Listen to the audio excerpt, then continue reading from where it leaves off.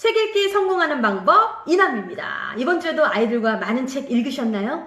귀찮아서 못 읽어주셨다고요? 이해합니다. 이해해요. 얼마나 귀찮아요. 몸도 피곤해 죽겠는데 책까지 읽을라 치면 나도 내 독서하고 싶다 이거야. 니들 책 말고 라고 말하고 싶어질 때가 한두 번이 아닙니다. 전 방송인으로 활동을 하고 있다 보니까 제가 보통 1시에 방송을 시작하면 7시에 마쳐요. 근데 제 집에 가는 거리하고 생각하면 1시간 정도 걸리거든요. 그럼 8시에 가면 사실 이 목 상태가 다 방전이 됩니다. 지금도 제가 이제 방송 끝나고 이걸 찍다 보니까 목소리가 굉장히 평소보다 좀 허스키해요. 근데 이런 날 가면 어떻게 할까요? 아이가 엄마 목이 많이 쉬셨으니까 쉬세요 라고 할까요? 절대 아니죠. 엄마 책 읽어주세요 하고 이제 5살짜리가 또 다가오기 시작하죠. 그러면 진짜 지쳐요. 널브러지고 싶고 나도 너무 내 책 읽고 싶은데 가다듬고 새롭게 또 이제 가르쳐주거나 또 읽어줍니다. 근데 또 읽어주고 나면 뿌듯하죠. 근데 거기까지 가는 데의 시간이 오래 걸리는 것 같아요. 어떻게 읽어줘야 되나 이것도 고민이 되지만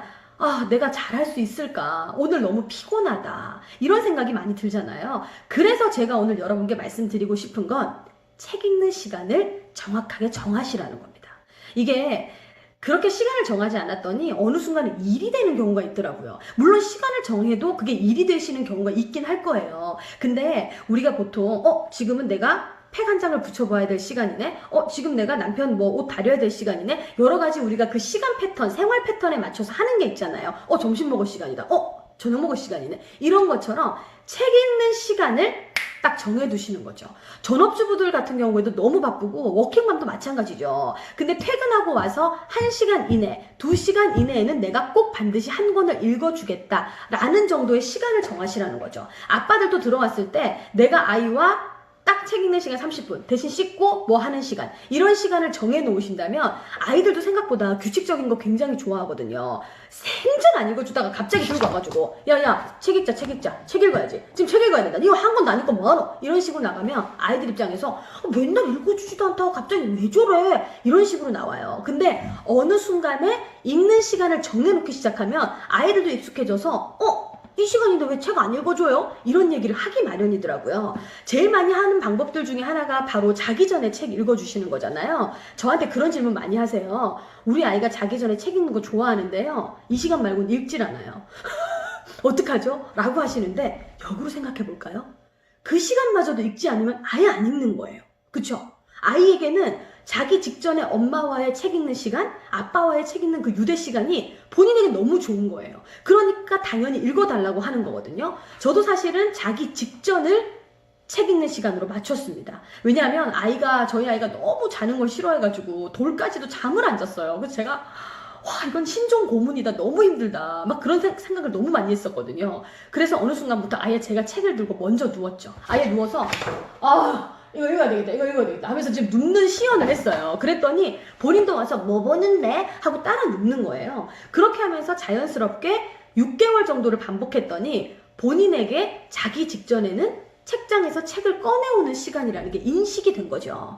그런 것처럼 이 시간에는 책을 읽는 거구나. 그럼 뭘 읽어가서 엄마한테 뭘 가져가서 읽어달라고 할까라는 시간이 된 거예요. 그렇게 만들었더니 본인에게는 이 시간은 책 읽는 시간이다. 완전히 정의가 내려진 거죠. 지금 아마 읽어줘야 하는데 매일매일 똑같은 시간에 읽는 건 무리고, 물론 워킹맘들도 나가서 일하다 오면 무리고, 전업주부님들 같은 경우도 일하다 보면 시간이 진짜 후딱이잖아요. 내 시간도 없고 나도 좀 남편 오면 쉬고 싶고 더 이상 아이들 교육보다 저 충분히 이해하거든요. 제가 어떤 은행에 갔는데 직원분이 그런 말씀 하시더라고요. 자기도 지금 아이를 키우면서 일을 하고 있는데 자기는 손님 응대하고 고객님 응대하는 건 하겠는데 책 읽으면서 말하는 게 너무 싫더래요. 너무 피곤하고. 근데 이렇게 되면요 우리가 진짜 일만 하다가 너무 후회해요. 우리가 예전에 제일 부러워했던 게 책만 읽는 아이들이었잖아요. 근데 지금도 내가 이걸 실천하지 않으면 옛날에 많이 읽어줄 걸 이렇게 후회밖에 안 남거든요. 힘드시더라도 딱 한 권, 하루에 한 권만이라도, 너무 그게 힘들면 3일에 한 권만이라도 똑같은 시간을 정해서 똑같은 커리큘럼대로 시행을 해보시면, 저는 6개월 걸렸다고 했잖아요.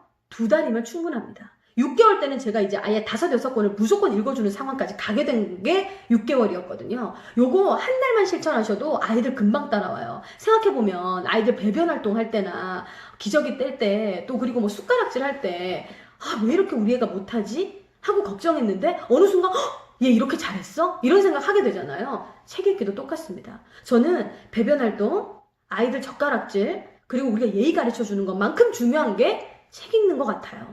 이 책 읽는 게 습관만 되면 공부하는 것도 본인이 책 읽는 것처럼 아무렇지 않게 연결할 수 있는 부분이거든요. 그렇기 때문에 오늘부터라도 가족이 가장 편안한 시간, 그 시간을 정하셔서 딱 정확한 시간에 책 읽어주기. 그런 것도 좋을 것 같아요. 알람 맞춰 놓으셨다가 띠리리리리리리리 소리 나오면 책 알람 울렸다. 우리 읽자. 물론 싫어하는 날도 있을 겁니다. 아, 우리 그러면 오늘은 그림만 보자. 알람 울렸잖아. 요거 하나만 해보자. 라고 버릇들이듯이 책 읽는 시간, 알람 타임을 맞춰주신다면 밥 먹는 시간보다 아이가 앞으로는 책 읽는 시간을 더 소중하게 생각할지도 모릅니다. 자, 내일도 재밌게 아이 책 읽어주시고요. 더 재밌는 내용으로 또 돌아오겠습니다. 아이와 책 읽기, 시간 정해서 읽어주기 꼭 실천하십시오. 꼭 하셔야 돼요.